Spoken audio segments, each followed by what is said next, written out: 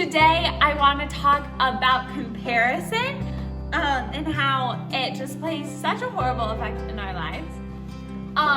So I've never really struggled with comparison. It hasn't been a big issue for me in my personal life. However, just because it's not a massive thing that I've noticed myself constantly struggling with doesn't mean that I've never experienced it. So the times that I have kind of fallen into those comparison traps, I've just really had to rely on the Lord. Comparison is something that I feel like affects way more of your life than you ever realize. It really, really affects our hearts and our minds and the way we think and the way we view things. So, let's get into it. Psalms 139 verse 14. And it says, I will praise you, for I am fearfully and wonderfully made. Marvelous are your works. My soul knows it very well. The fastest way to kill something special is to compare something else to it. And in that verse, the Lord says we are fearfully and wonderfully made.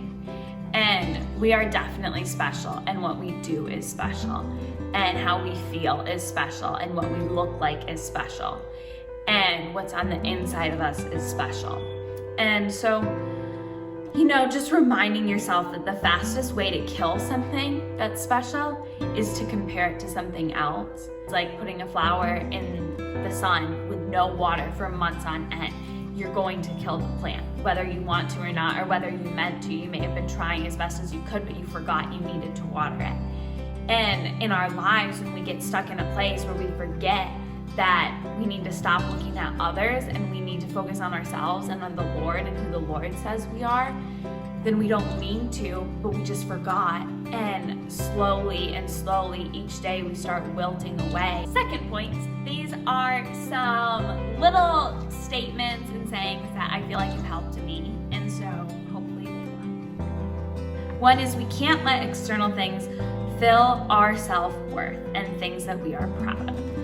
So the longer we wait on the world to tell us who we are, the further and further we're gonna get from knowing who that actually is to us. This is a question that I wanna ask you guys, and just think on it. Have I done enough on the outside to make you like what's on the inside? And I think this is where we really get trapped in comparison. We compare everybody else's external appearances, external accomplishments, external success, external failures even.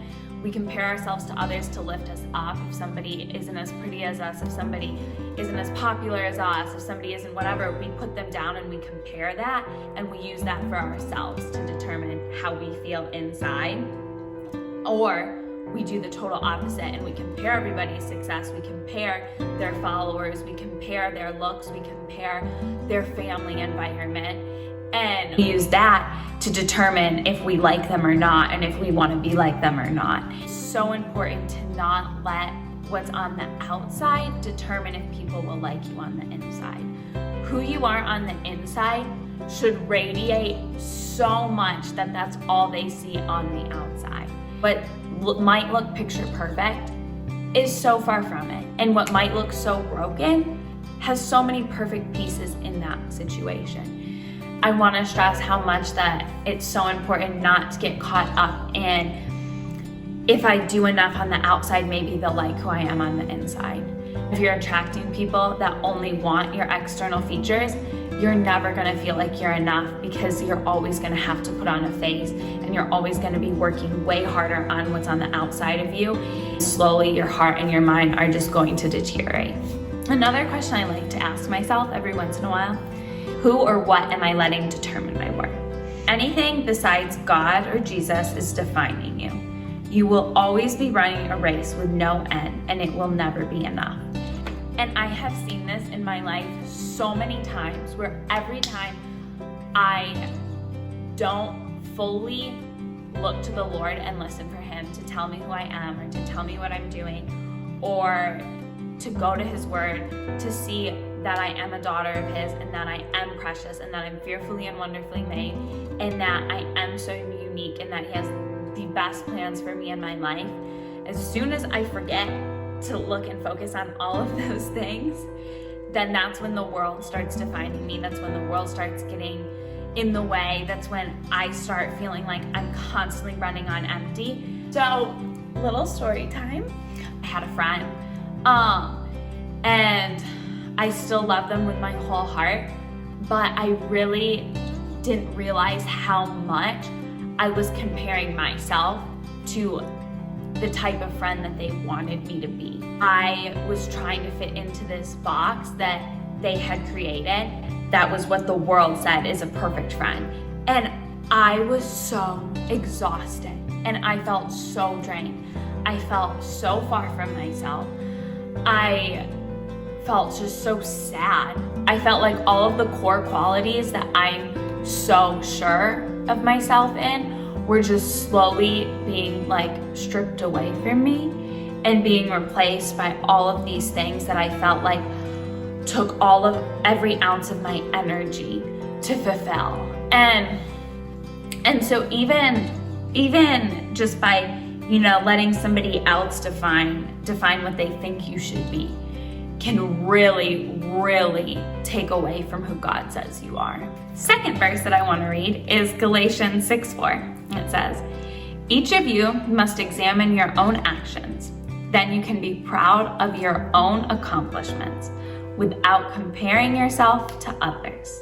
I love this verse because it so clearly just states how we need to be focused on what we are simply doing in ourselves alone, and to be proud of what we accomplished on our own through God, and to not be distracted with others, and to be proud of what we're doing, and to not minimize the accomplishments that we've obtained or the goals that we've set before us, because to everybody else, they are never going to be as important as they are to us. When we focus on others, they're never ever going to give us the response that we are craving for or that we are desiring. That will only be coming through the Lord, because no one will ever know your heart as well as Him.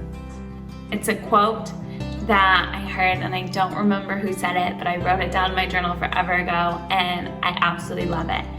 It says, "Being obsessed with what people think about you is the fastest way to forget what God thinks about you." And not just people in general, and I've never really cared about what other people think of me at all. I'm very much myself. But people that I really love and I really, really care about. But the problem with that is when I get too focused on what they're going to think. Their thoughts are dictating my actions and what I'm doing in my life in a negative way.